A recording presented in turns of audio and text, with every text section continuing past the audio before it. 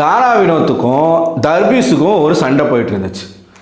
தர்பீஸு போயிட்டு கானா வினோத்துக்கிட்ட வந்து தேவையில்லாமல் எஃப்ஜேவும் நானும் வந்து ஒரு பர்ஃபார்மன்ஸ் பண்ணும்போது இவர் வந்து உடார பூந்து கலாய்க்கிறாரு, கிண்டல் பண்ணுறாருன்னு ஒரு கம்ப்ளைண்ட்டை வைக்கிறான்.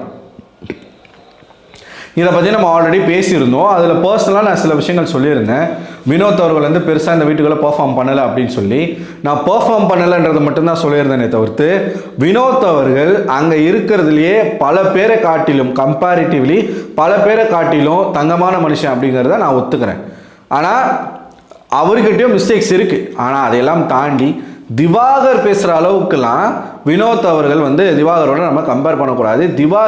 திவாகர் வந்து வினோத் அவர்களுடைய கால் தூசுக்கு பெற மாட்டான். ஏன்னா வினோத் அவர்கள்கிட்ட ஒரு நல்ல பண்பு, ஆகச்சிறந்த ஒரு பண்பு என்னவா இருக்குது நான் பார்க்குறேன் அப்படின்னா, நண்பருக்கு ஒன்றுனா கடைசி வரைக்கும் கூட நிற்கிறது. இப்போ ஒரு ஃப்ரெண்டு இருக்கான், அந்த ஃப்ரெண்டுக்கு ஒரு பிரச்சனைன உடனே இறங்கி போயிட்டு யாருக்கிட்ட வேணாலும் வந்து நான் பேச ரெடி, கையில் காலில் விழுந்தாச்சும் நான் அவனை காப்பாற்றுவேன் அப்படிங்கிற ஒரு பண்பு இருக்குல்ல. இந்த மாதிரி நண்பர்கள் வந்து பல பேருக்கு கிடைக்க மாட்டாங்க. ஏன்னா இந்த வீட்டுக்குள்ளே உண்மையான ஒரு நட்பு வந்து அவர் வந்து யார் மேலே காமிச்சார் அப்படின்னு பார்த்தீங்கன்னா கமருதீன் மேலே காமிச்சார். ஆனால் கமருதீனுக்கு வினோத் அவர்களுடைய அருமையே தெரில. அந்த பிராங்க் அப்போலாம் வந்து எப்படி போயிட்டு கமருதீன் கிட்ட வந்து வினோத் பேசினார், பிரவீன் கிட்ட வந்து எப்படி போயிட்டு எவ்வளோ ரெக்வஸ்ட்டாக பேசினார் அப்படிங்கிறதுலாம் அவனுக்கு கொஞ்சம் கூட நன்றி விசுவாசமே இல்லை. பொம்பளை சோக்கில் வந்து சுற்றிக்கிட்டு இருக்காரு கமருதீன். இது ஒரு பக்கம் இருக்குதா. இந்த திவாகர் வந்து என்ன பேசுனா, இவர் ரேஞ்ச் அளவுக்குலாம் என்னால் இறங்கி வந்து பேச முடியாது அப்படின்னா, அந்த இடத்துல வினோத் அவர்கள் கோவப்பட்டு என்னடா மயிர் உன் ரேஞ்சு அப்படின்னு சொல்லி கேட்டிருப்பார். நீ எல்லாம் ஒரு ஆளே கிடையாது எனக்கு அப்படின்னு இவர் வந்து பேசியிருப்பார். இவன் உடனே என்னடா உனக்கு உன் ரேஞ்சு போட அப்படின்னு சொன்ன உடனே இவன் என்ன சொல்கிறான், ஓவராக வார்த்தையை விடுறாப்படி, அப்புறம் வந்து நல்லாவே இருக்காது அப்படின்ற மாதிரி இவன் பேசுகிறான். இவன் ரேஞ்சுன்னு சொன்ன வார்த்தையை பெருசாக இவன் எடுத்துக்கல.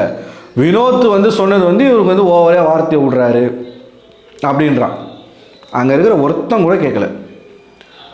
போன வாரம் தானே சேதுபதி சொன்னார் தகுதி தராதரம்னு பேசக்கூடாதுன்னு சொல்லிட்டு, நீ எப்படி வந்து பேசுவ, ஒருத்தன் கேட்கல. ஏன் இந்த வீட்டின் தலை சபரி கூட கேட்கல.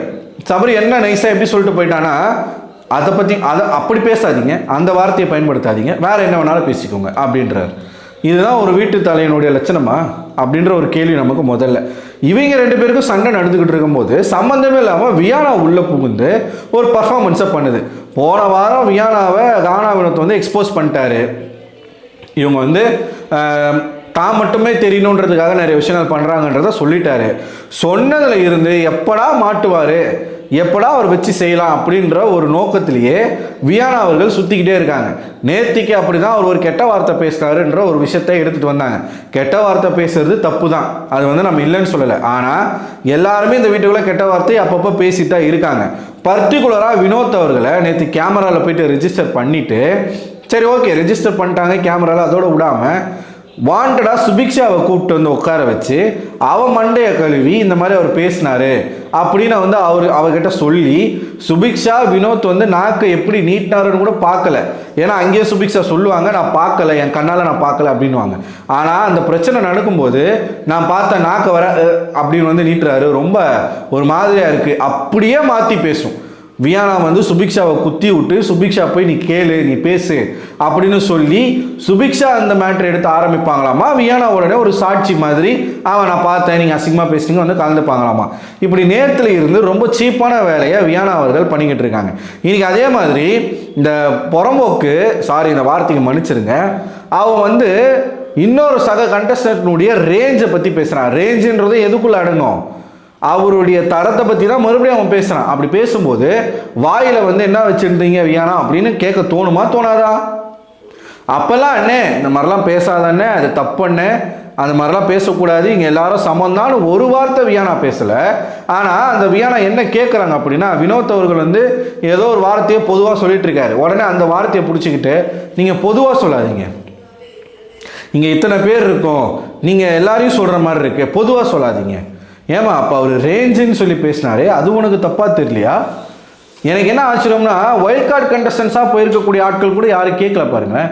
பிரஜன் கேட்கல, நம்ம சாண்ட்ரா கேட்கல, திவ்யா கேட்கல. அது ஒருத்தர் மட்டுமே பாதிக்கும்னு நினைக்கிறீங்களா? அவரை மாதிரி இருக்கக்கூடிய பல பேர் அதை வந்து ஃபீல் பண்ணுவாங்க.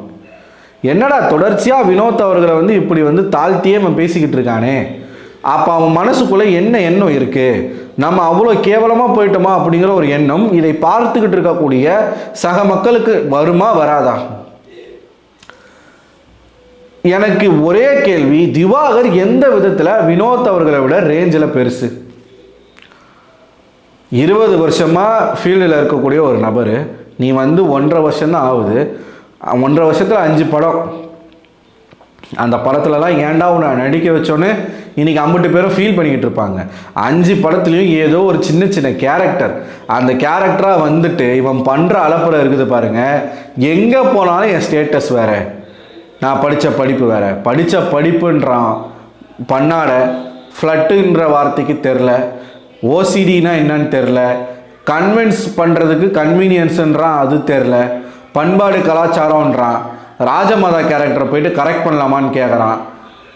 எந்த விதமான அடிப்படை நாகரிகமும் இல்லாத ஒரு தரங்கட்ட பொறுக்கி திவாகர். ஆனால் எல்லாருடைய தரத்தை பற்றி இவன் தான் பேசிக்கிட்டு இருக்கான். இதுக்கு நடுவில் நல்லா விஷத்தை கக்கிறதுக்கு வியானா வேற. வியானாவுக்கு எதுக்கு இந்த கேவலமான பொழப்புன்னு தெரில. மற்றவங்க பேசும்போதெல்லாம் அமைதியாக இருக்கக்கூடிய வியானா குறிப்பிட்ட சிலர் வந்து பேசும்போது மட்டும் நடுவில் வந்து கருத்து சொல்கிறது, அதுவும் திவாகருக்கு ஒன்றுனா முன்னாடி வந்து நிற்கிறது, கேட்டால் அவங்க நியூட்ரலாம். ஸோ ஒன்றும் சொல்கிறதுக்கு இல்லை மக்களே, இந்த மாதிரி வந்து பண்ணுறது ரொம்ப ரொம்ப தப்பு. ஒருத்தரை வந்து இது வந்து லிட்ரலாக இது வந்து கேஸ்ட் டிஸ்கிரிமினேஷன் தான். திவாகர் எந்த அளவுக்கு ஒரு கேஸ்டிஸ்ட் அப்படிங்கிறத காட்டுறாரு. அதே மாதிரி வியானா எந்த அளவுக்கு ஃபேக்கான ஒரு பர்சன் அப்படிங்கிறத மணிக்கு ஒரு நிமிடம் வந்து நிரூபிச்சுக்கிட்டே இருக்காங்க வியானா. இதுக்கான பலன்லாம் அவங்களுக்கு இருக்கும், கண்டிப்பாக இருக்கும். ஓகேவா? ஸோ இந்த விஷயத்தை பற்றி நிறைய பேர் வந்து பேச சொல்லியிருந்தீங்க. ஸோ அதுக்காக தான் இந்த வீடியோ. நீங்கள் என்ன நினைக்கிறீங்க இவங்க பண்ணக்கூடிய இந்த அலப்பறைகளை பார்க்கும் பொழுது உங்களுக்கு என்ன தோணுது? உங்களோட கருத்துக்களை மறக்காமல் கமெண்ட் பாக்ஸில் கமெண்ட் பண்ணுங்கள். அடுத்த ஒரு வீடியோவில் உங்களை சந்திக்கிறேன். அதுவரை உங்களிடம் விடைபெறுவது நான் அரவிந்தன்.